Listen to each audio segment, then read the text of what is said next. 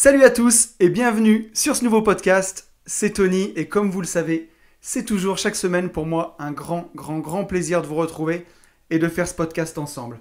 Je dis toujours faire ce podcast ensemble parce que c'est des podcasts que j'enregistre tout seul dans mon bureau, mais pour moi on est en train de partager, c'est comme si on les faisait ensemble et c'est d'ailleurs la vérité parce que cette semaine encore vous avez été nombreux et nombreuses à m'écrire, ça me fait toujours vraiment super plaisir. C'est génial qu'on puisse partager ensemble comme ça, c'est vraiment cool. Nombreux retours, je tiens vraiment à tous vous remercier.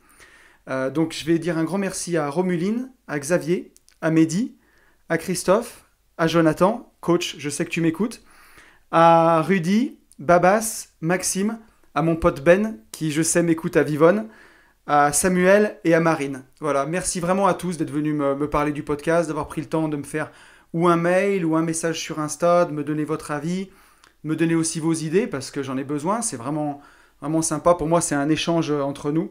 Et voilà, ça me le prouve parce que vous êtes nombreux à m'écrire. Ça me fait vraiment plaisir. Sur SoundCloud, on est 78 abonnés. Donc ça, c'est vraiment bien.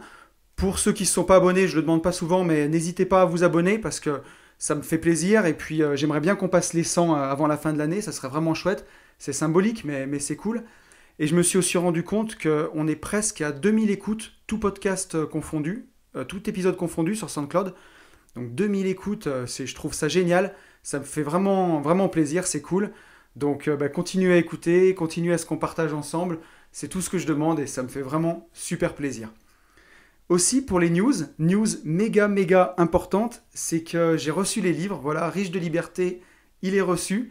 Donc à l'heure où j'enregistre ce podcast, les livres sont juste à côté de moi et on ouvre les précommandes sur notre site. Donc au moment où j'enregistre ce podcast, c'est pas encore fait, mais au moment où vous allez l'écouter, lundi matin à 10h, à l'heure où sort ce podcast, vous pourrez aller sur le site et vous pourrez d'ores et déjà le commander. Donc pour les préventes, on fait une semaine de prévente et on offre les frais de port. Donc profitez-en, c'est cool, ça fait toujours ça d'économiser. Le site où vous pouvez le commander, c'est www.abinvest.net. Voilà, donc n'hésitez pas à aller sur le site. On l'a fait avec Benjamin, j'espère qu'il vous plaira. Je trouve quand même, vous verrez, c'est vachement sympa. Enfin, on a essayé de faire quelques petits articles, de faire un truc assez cool. Vous me direz ce que vous en pensez. Et vous pouvez commander le livre là-dessus. Donc je répète, Riche de liberté, c'est un livre qu'on a écrit tous les deux, Benjamin, mon associé et moi. Benjamin qui est mon associé et cousin germain dans la vie, voilà. On bosse ensemble, on fait beaucoup de choses ensemble. Et ce livre, il vous apprend à réaliser une division foncière de A à Z, en fait. Il vous prend par la main. Si vous avez une résidence principale, vous voulez détacher un terrain. Si vous avez des vues sur un terrain pour pouvoir le diviser, faire plusieurs petites maisons. Si vous avez hérité d'un terrain et plutôt que de le vendre à un aménageur ou à un promoteur, vous voulez faire l'opération vous-même, normalement, ce livre, il pourra vous aider à faire tout ça. Voilà, on y a mis tout notre cœur, on y a mis beaucoup de notre savoir. Avec ça, vous avez vraiment toutes les armes en tout cas pour vous lancer. Donc voilà, n'hésitez pas à le commander si vous avez envie sur notre site www.abinvest.net. Bon, voilà, j'arrête pour la pub. Le sujet du jour, on va passer au sujet du jour. Donc, la semaine dernière, j'avais demandé sur Insta, j'avais fait un petit sondage pour voir ce que vous vouliez. Vous aviez été nombreux à me répondre à un sujet sur l'immobilier. Nombreux pour le développement personnel et c'est tombé à égalité avec les finances personnelles. Et j'avoue que j'avais très envie de parler de finances personnelles puisque dans mon histoire personnelle, j'ai vu beaucoup de gens se mettre dans la merde ou mal gérer les choses parce qu'ils n'avaient aucune connaissance en finances personnelles. Et c'est pas que c'était des gens qui étaient mauvais ou des gens qui étaient nuls ou des gens qui étaient trop dépensiers, c'est juste que ça, on nous l'apprend nulle part, on nous l'apprend pas à l'école. Et on est tenté en permanence, on est bombardé de publicités, de tonnes de choses à la télé qui nous expliquent que si on roule pas en 4x4 et qu'on n'a pas un iPhone 11 Pro, on est vraiment le dernier des nazes. Donc tout ça, ça nous rentre dans la tête, ça nous matraque, on se sent obligé de consommer pour exister, on dépense et on se met dans la merde et dans le piège de la rat race et on est piégé. Et voilà, je mets un gros disclaimer en gros, hein. Je ne suis pas du tout parfait là-dedans, je ne suis pas du tout Dieu le Père, je ne donne aucun conseil en investissement, que ce soit clair et précis, vous restez maître de tout ce que vous faites et de tout ce que vous décidez avec votre argent. Je voulais juste partager ici un peu les bonnes pratiques que moi j'ai en finance personnelle, que j'ai acquis au fil du temps, parce que avant j'étais pas très très bon et toutes les fins de mois je savais pas où passait mon argent et ça me gonflait. Et donc j'ai beaucoup étudié le sujet, que ce soit avec des bouquins, avec des blogs, avec aussi des vidéos YouTube, pour vraiment me perfectionner là-dedans et comprendre un peu plus, avoir la maîtrise de mon budget et voir où j'allais. Parce que ici, si vous me suivez par mon Instagram, en principe, vous êtes un peu investisseur dans l'IMO ou assez passionné d'immobilier, d'investissement. Ça vous intéresse en tout cas, puisque vous me suivez. Et comment dirais-je, si on veut investir dans l'immobilier de la bonne façon et être serein, la base, un peu comme on a parlé la dernière fois du terreau fertile pour la réussite, c'est d'avoir déjà des finances saines. Parce que si on sait bien gérer ses comptes, déjà rien qu'avec notre salaire, rien qu'avec notre budget, eh ben, on a les fondations saines pour faire de grandes choses, pour investir et vraiment pour savoir où passe notre argent. Si on essaye tout de suite d'investir et qu'en finance personnelle, on est vraiment bidon, on ne sait pas où passe notre argent, on dépense beaucoup, c'est un peu construire un château sur du sable, quoi. Ça va fissurer dans tous les sens, ça va basculer, et plus le château sera haut, plus on va tomber de haut aussi. Donc je pense que c'est un bon service à se rendre à nous-mêmes que de savoir vraiment pas mal gérer ses finances personnelles. Alors aussi, je voulais dire que ce podcast, j'ai envie qu'il soit vivant, un peu comme je fais à chaque fois, donc j'espère que je penserai à tout, parce que je ne veux pas me faire une feuille où je lis trop, sinon ça se sent et c'est pas agréable à écouter, je veux que ça reste naturel. Donc j'ai pris juste quelques petites notes sur mon écran, et puis j'espère que ça sera assez vivant et que j'oublierai rien. Donc pour ce podcast, il va se décomposer en 3 piliers et les bonnes pratiques. Donc on va commencer par juste, pour moi, les bonnes pratiques, des trucs simples tout de suite, et ensuite on verra les 3 piliers que je pense importants pour moi pour bien gérer ses finances personnelles. Donc les bonnes pratiques, c'est tout simple, c'est pour moi déjà passer à la banque en ligne. C'est vraiment tout simple, mais aujourd'hui on est en 2019, bientôt 2020.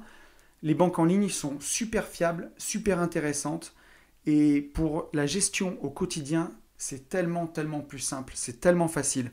Donc j'ai pas d'action dans aucune banque, je pourrais vous en citer plusieurs.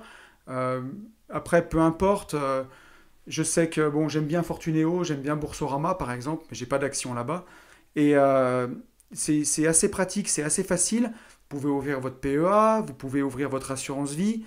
Il y a 0 frais quand vous bossez sur votre PEA. Si vous voulez passer des ordres, les frais sont vraiment très réduits. En assurance vie, il n'y a aucun frais d'entrée. Vous avez, je crois, pour les comptes bancaires, les cartes bancaires qui sont gratuites et vous avez 18 € d'assurance par an à peu près.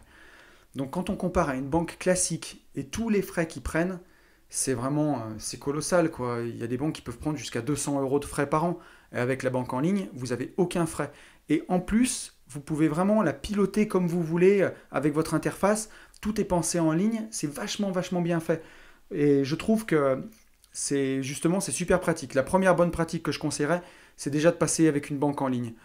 On le verra parce que vous pouvez vous ouvrir plusieurs comptes, on le verra dans la suite du podcast. Si vous voulez classer un petit peu les dépenses que vous n'avez pas mensualisées et chaque mois virer de l'argent, vous pouvez vous faire plusieurs petites enveloppes, ouvrir plusieurs comptes, ça coûte rien et c'est vraiment super pratique, quoi. Donc voilà, première chose à faire pour moi, c'est vraiment passer à la banque en ligne. Ensuite, enlever tous les découverts. Ça pour moi, c'est vraiment la base pour commencer. Ça force à bien gérer, c'est de supprimer les découverts ou alors vraiment les réduire à 200 € par exemple. Parce que si vous avez un découvert sur votre carte qui est égal à votre salaire ou égal à la moitié de votre salaire, vous allez des fois être tenté de dépenser. Au moins, quand vous n'avez pas de découvert autorisé, vous arrivez, la carte, elle passe pas. Donc, vous réfléchissez à 2 fois avant de dépenser. Ça aide un petit peu. Moi, c'est quelque chose que je trouve vraiment bien de supprimer, vraiment supprimer son découvert. Et puis aussi, vous pouvez passer avec, si vous avez plusieurs comptes dans plusieurs banques, et ça sera souvent le cas parce que j'en ai pas parlé là, mais quand vous allez investir dans l'immobilier, l'avantage de la banque en ligne, c'est que bon, vous pouvez faire toutes vos actions, gérer tous vos comptes, vous n'avez pas de frais. En revanche, à part maintenant, ça commence à venir, mais vous ne pouvez pas vraiment faire de crédit IMO dans une banque, et ça, c'est un peu pénible. Et dans une banque en ligne, je veux dire, et vous allez être obligé d'aller dans une banque en dur, une banque physique. Et il faut bien à ces gens-là, leur donner aussi des contreparties. Donc, ce que je vous conseille, c'est par exemple d'ouvrir un compte épargne dans une banque en dur, une banque qui va vous prêter un prêt IMO. Vous pouvez mettre un petit peu d'épargne sur les comptes, ça leur fait plaisir. Mais pour la gestion quotidienne, passez à la banque en ligne. Mais du coup, ce qui va résulter de tout ça, c'est que vous aurez plusieurs comptes. Vous allez avoir un compte dans votre banque en ligne. Si vous avez un crédit dans la banque A, vous allez avoir un compte dans la banque A. Un crédit dans la banque B, vous allez avoir un compte dans la banque B. Et justement, pour savoir où vous en êtes à tout moment, ma troisième petite bonne pratique, ce serait de vous conseiller d'utiliser une appli d'agrégateur de comptes. Et ça, je pense que c'est vraiment un truc qui est bien. Alors, il y en a plusieurs, hein, mais moi, par exemple, j'utilise Bankin. J'ai pas d'action non plus là-bas. Mais je trouve que c'est vraiment simple parce que sur votre appli, en un seul coup d'œil, vous avez vraiment tous vos avoirs dans toutes les banques. Ça permet d'avoir une vision globale tout de suite. Ça, je trouve que c'est quelque chose qui est vraiment hyper pratique et il ne faut vraiment pas s'en priver pour moi. C'est quelque chose qui va vous aider à gérer au quotidien. Je trouve que c'est un truc, il ne faut pas s'en passer, quoi. C'est super bien. Donc voilà pour les bonnes petites pratiques. Et maintenant, on peut passer au pilier. Donc pour moi, le premier pilier, c'est de savoir exactement ce qu'on dépense chaque année et où va l'argent pour gérer ses finances personnelles. Donc pour ça, il y a plein de gens qui vont vous dire de faire un budget. C'est-à-dire que vous avez des applis qui font ça sur le téléphone. Bon, à chaque fois que vous dépensez quelque chose, vous le notez dans le téléphone. Donc moi, je le dis tout de suite, ça pour moi, ça marche pas du tout. C'est mort, ça marche pas. J'ai essayé, j'y suis jamais arrivé. Il faut une discipline de fer, mais je veux dire, le matin, vous sortez de chez vous, vous allez aller boire un café, vous allez acheter un pain au chocolat. Bon, il faut le rentrer dans l'appli. Il faut bien penser, quand vous avez votre crédit de maison, par exemple, qui passe, il faut le rentrer. Je trouve ça vraiment fastidieux. Il suffit que vous ayez raté une journée, vous êtes perdu. C'est vraiment, pour moi, c'est une galère, c'est une tannée de faire ça. On se décourage avant, il faudrait le faire sur 3 mois pour bien faire, pour voir. Pour moi, c'est vraiment compliqué. Moi, je suis plus partisan de faire ça on va dire, en rétro-pédalage et voir un petit peu comment vous avez dépensé, par exemple, toute l'année dernière. Et ça, c'est super, super facile aujourd'hui. Même si vous êtes dans une banque physique et pas une banque en ligne, vous pouvez le faire. Vous allez sur vos comptes et vous sortez en Excel tous vos comptes sur un an. Ça, c'est super pratique. Vous exportez la feuille sous Excel et alors là, vous allez pouvoir traiter de façon assez facile. Bon, je ne vous dis pas que ça va se faire en une demi-heure, hein, mais vous pouvez prendre tous vos talons de chèques pour savoir à quoi correspondent les chèques que vous avez faits, si vous faites encore des chèques parce qu'on en fait de moins en moins. Mais ensuite, c'est souvent des prélèvements et de la carte bleue. Et vous allez vraiment pouvoir, avec ça, vraiment tirer sur un an où est passé votre argent. Vous allez avoir tous vos salaires, vous allez vraiment pouvoir voir ce qui est rentré dans votre compte, de l'autre côté, ce qui est sorti, et puis pouvoir définir des grandes classes de budget. Vous allez voir tout de suite sortir votre budget auto, tout ce que vous avez passé dans le budget auto, donc que ce soit la voiture en elle-même, l'assurance, l'essence, l'entretien. Vous allez voir tout votre budget logement. Donc si vous êtes locataire, votre loyer, si vous êtes propriétaire, eh bien, votre taxe foncière, et ensuite tout ce que vous avez dépensé pour le logement, électricité, l'eau, l'assurance du logement, vous allez tout voir sortir comme ça, vraiment sur un an. Et vous pourrez faire une vraie photo un peu de votre budget. Ça va être super pratique. Ça pourra faire aussi ressortir vraiment combien vous avez payé d'impôts cette année, ou aussi toutes les assurances que vous avez souscrites. Vous allez voir si vous avez des abonnements, peut-être que vous avez oublié, combien ça représente. L'abonnement à la salle de muscu, l'abonnement à Spotify. Un peu tous ces abonnements-là, vous allez vraiment pouvoir voir tout ça en détail. Et ça va vraiment vous permettre d'avoir une vision globale de votre budget, plutôt que de rentrer toutes vos dépenses comme ça pendant 3 mois, où c'est fastidieux, vous allez y passer du temps. Là, vous sortez d'un coup tous vos comptes sur un an et vous allez vraiment pouvoir voir où passe votre argent sur l'année dernière. Et ça va être vraiment, vraiment super pratique. Ça va vous permettre de voir vraiment où passe l'argent. Après, une autre bonne pratique dans le pilier, c'est vraiment de penser à la mensualisation, je trouve. C'est-à-dire que si vous avez l'habitude de payer vos impôts une fois par an, eh bien, vous divisez le montant par 12 et chaque mois, vous virez sur un deuxième compte que vous appelez impôt tout l'argent qui va servir à payer les impôts à la fin de l'année. Pareil, par exemple, si votre voiture, on va prendre des exemples, hein, votre voiture vous a coûté 5 000 € et vous savez qu'il faut que vous la changiez tous les 5 ans. Donc vous savez que la voiture, il va falloir provisionner 1 000 € par an pour la voiture. Et si vous savez que sur cette voiture, vous avez 500 € d'entretien sur l'année, avec les pneus et tout, ça fait 1 500 €. eh ben, vous divisez par 12 et chaque mois, vous allez mettre, ça doit faire à peu près 130 euros, entre 120 et 130 euros, quoi. Vous allez mettre entre 120 et 130 euros sur ce compte qui va servir à changer la voiture. Et ça va être vraiment bien parce que vous n'allez pas arriver à claquer cet argent et puis un jour, au bout de 5 ans, dire purée, il faut que je change la bagnole. Comment je vais faire? J'ai pas un copec, je suis foutu. Au moins, bah, vous avez ce compte qui grossit au fur et à mesure du temps et qui est dédié à ça. Et ça, c'est la magie de la banque en ligne, c'est que vous allez pouvoir vous ouvrir un compte logement, un compte impôt, un compte voiture, et tous les mois, provisionner les sommes. Quand votre salaire arrive, au 5 du mois, par exemple, si votre salaire arrive le 2-3, et ben au 7-8 du mois, clac, l'argent il part tout de suite dans ces enveloppes, et à la fin, il vous reste que ce que vous pouvez vraiment dépenser dans le mois. Ça, pour moi, c'est vraiment la base de la base de la base. C'est ce qui va vous permettre de vraiment avoir une vision claire de ce qui vous reste sur votre compte. On verra après pour l'épargne, ça va être dans le deuxième pilier. Là, c'est vraiment pour l'instant pour voir où passe l'argent et mettre de l'ordre. Donc ensuite, quand vous allez voir ça, ça va vous permettre donc de savoir aussi un peu où économiser, quoi. Alors ça, on va surtout en parler dans le deuxième pilier. Ce que je voudrais dire aussi pour ce pilier-là, qui est important, c'est attention si vous avez des crédits à la consommation. Donc moi, j'ai une vision radicale sur le sujet. Crédit à la consommation, c'est banni. Il ne faut même pas en faire. Pour moi, c'est zéro. C'est vraiment interdit. Que ce soit pour un canapé qu'on paye même en 10 fois sans frais, c'est un crédit quand même. Pour la voiture, à moins que vous soyez chauffeur de taxi ou alors que vous soyez commercial, par exemple que ce soit votre voiture et qu'elle vous soit remboursée par l'intermédiaire de frais kilométriques, pour moi, on ne doit jamais faire un crédit pour une voiture. Ça peut paraître radical, mais pour moi, on ne fait pas de crédit pour une voiture. On doit la payer cash et on met justement que l'argent qu'on est prêt à mettre dans une voiture. Parce que, on va prendre un exemple tout bête, mais vous voyez une voiture qui coûte 15 000 euros, vous allez avoir un crédit sur 4 ans, la voiture, elle va vous coûter 200 euros par mois, et vous allez dire, 200, 300 euros par mois, c'est pas grand-chose, je vais me faire plaisir, c'est une belle bagnole, ça va être bien, je vais pouvoir rouler dedans, ça va être chouette. Et en fait, s'il fallait vraiment sortir l'argent d'un seul coup, jamais de la vie vous le faites parce que ça fait trop énorme, ça vous fait tellement mal au cœur qu'on préfère le lisser dans le temps. Et justement, ça, c'est pour ça que le crédit a été inventé, c'est pour nous faire consommer. Et pour moi, en tout cas dans le premier temps où on veut créer de la richesse, parce qu'après, si vous avez immensément réussi, ma foi, pourquoi pas vous offrir une belle voiture? Je veux dire, on vit qu'une fois aussi.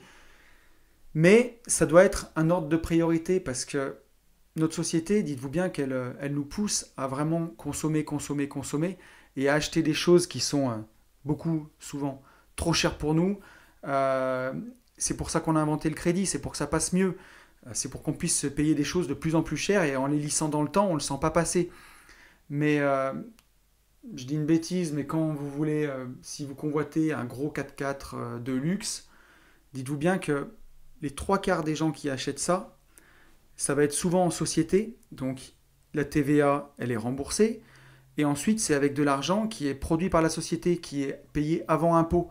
Donc ça coûte beaucoup moins cher. Si vous le payez, vous le payez avec votre salaire, c'est des choses qui vous ruinent, quoi, et qui ruinent un budget.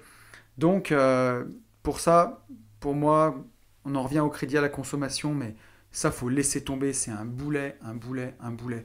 Que ce soit pour un canapé, pour un téléphone, pour une voiture, pour quoi que ce soit, c'est des mauvais crédits, les taux, ils sont énormes, c'est des trucs qui vous appauvrissent, et encore une fois, ça va donner l'illusion de la richesse. Vous sortez dehors avec un iPhone super beau dans une super caisse, tout le monde pense que vous êtes riche. En vrai, le téléphone et la voiture, ils appartiennent à la banque, et vous n'êtes pas riche du tout. Vous êtes beaucoup plus riche avec l'équivalent de cet argent qui travaille à la banque ou qui travaille sur les marchés financiers ou dans l'immobilier que de balancer votre argent dans des trucs futiles et que souvent en plus on achète pour le regard du voisin plus que pour son propre regard, quoi. Donc du coup, on est en train de déborder sur le deuxième pilier justement qui est pour moi épargner, épargner, épargner. Voilà, une fois qu'on a mis de l'ordre dans ses comptes, qu'on a vu un peu où se situaient nos différents budgets, on va savoir ce qu'on a épargné l'année dernière, l'année d'avant.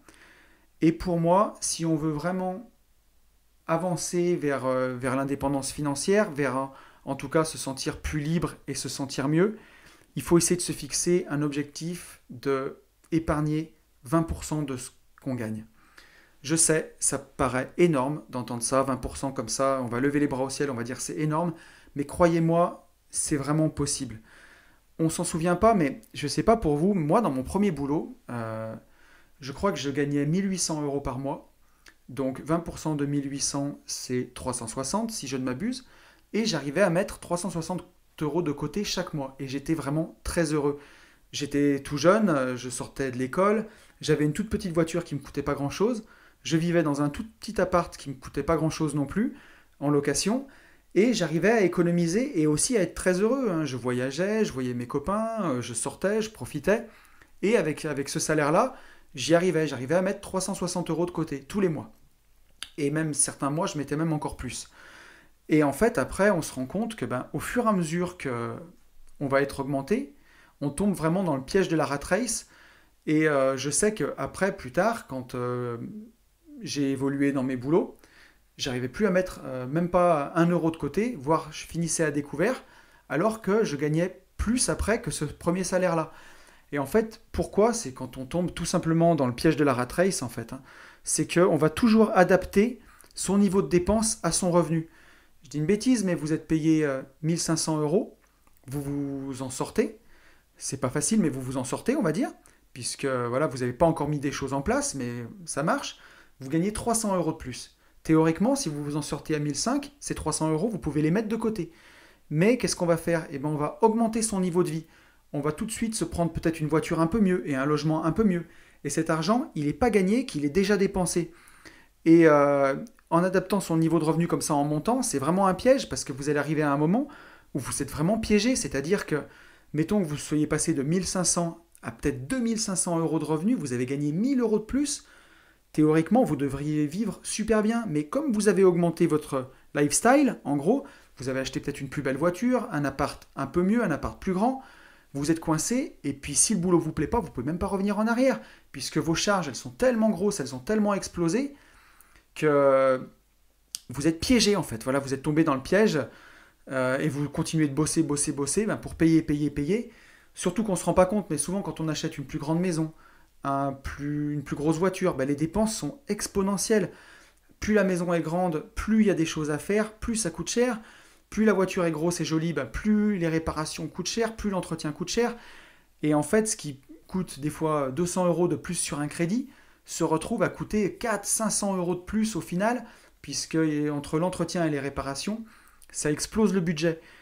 Et ça, vraiment, c'est une vraie galère, quoi, le piège de la rat race. Et il y a beaucoup de gens qui tombent dedans, malheureusement, parce qu'on n'a pas les infos. Puis tout est fait pour qu'on se fasse avoir, quoi.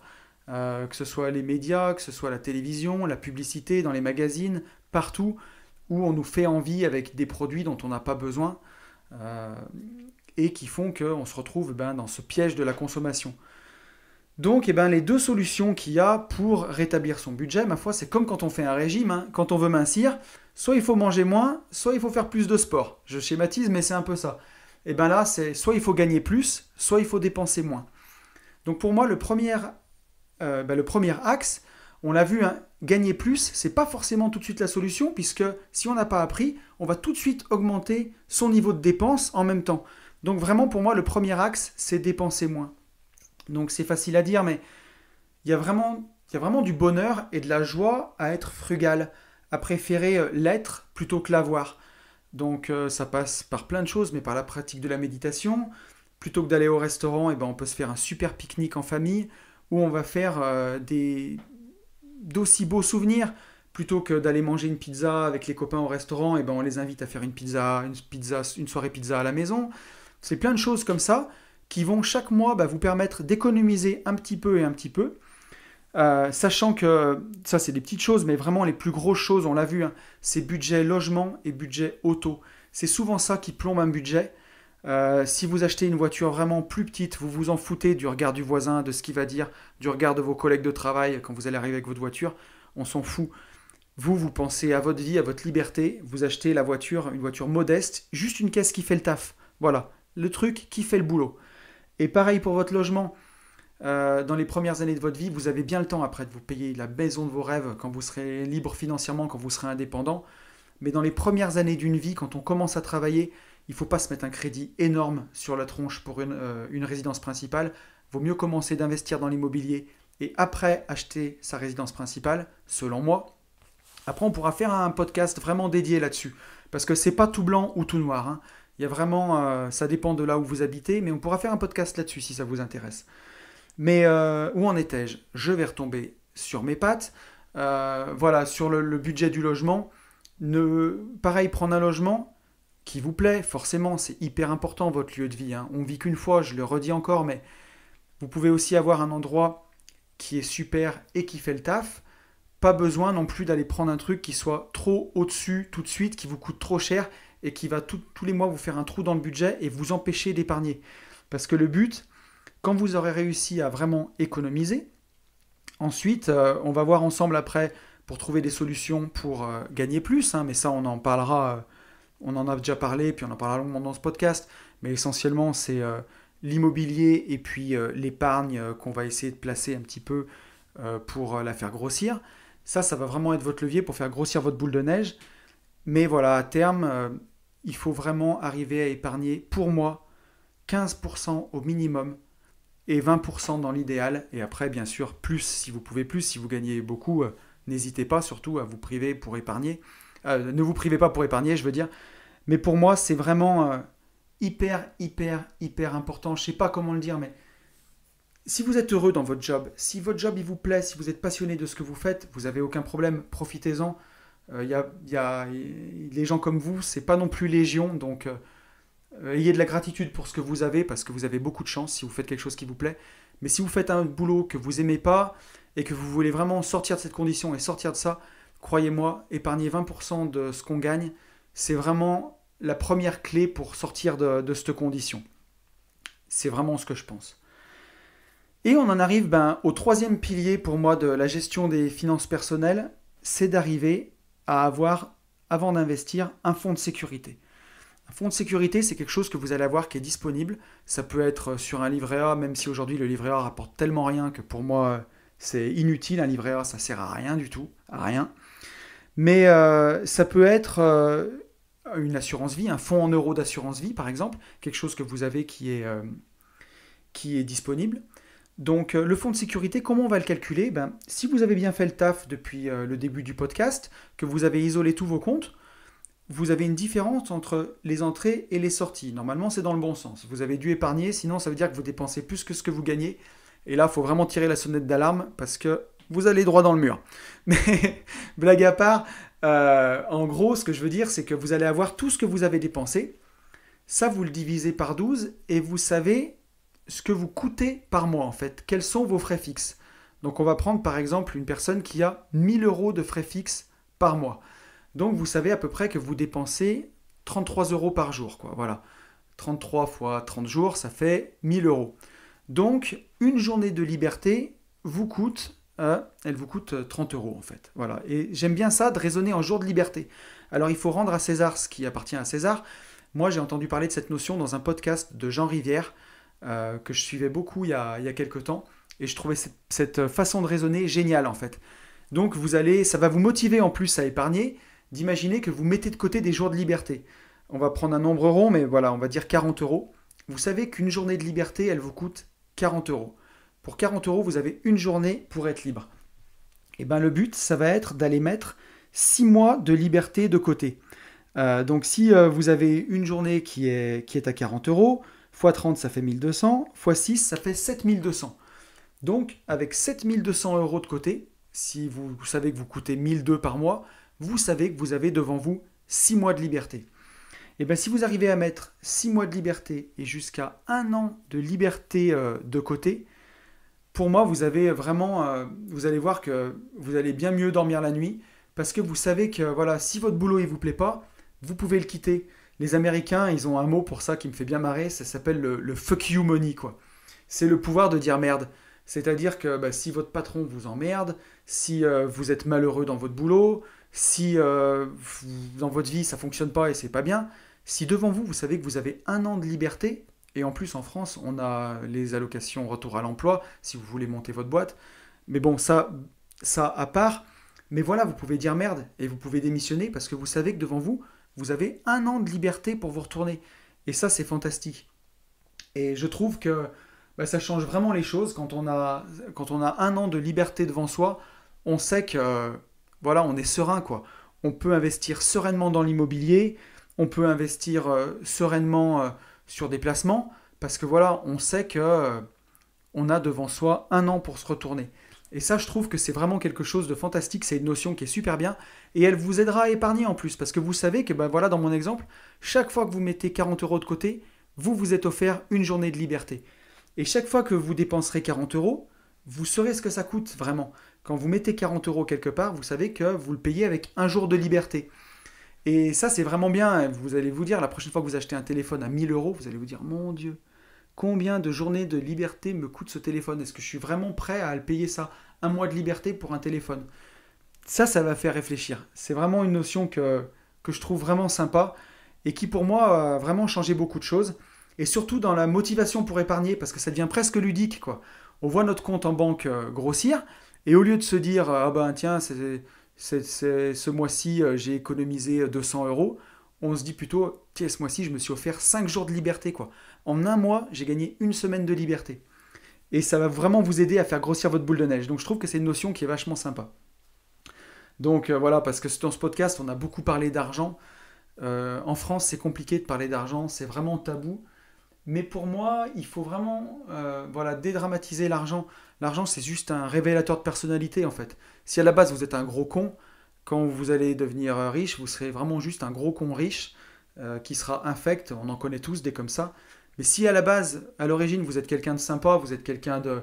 Voilà, quelqu'un de bien, avoir de l'argent, ça vous rendra quelqu'un encore de meilleur parce que vous pourrez faire plaisir à vos proches, vous pourrez aider vos proches, vous pourrez organiser plein de trucs, vous pourrez vraiment faire le bien autour de vous.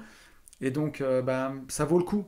Ça vaut le coup de faire ces sacrifices, d'économiser chaque mois, parce que derrière, vous pourrez le rendre au centuple, en fait. Et c'est vraiment ça qu'il faut garder en tête. Pour moi, c'est ça qui m'a motivé. Et ensuite, une fois que vous aurez ce fonds de sécurité, vous allez pouvoir investir dans l'immobilier sereinement, investir voilà, dans la bourse sereinement. Encore une fois, je ne donne pas de conseils d'investissement, hein, je ne prends pas cette responsabilité. Je vous laisserai faire vos recherches vous-même. Voilà.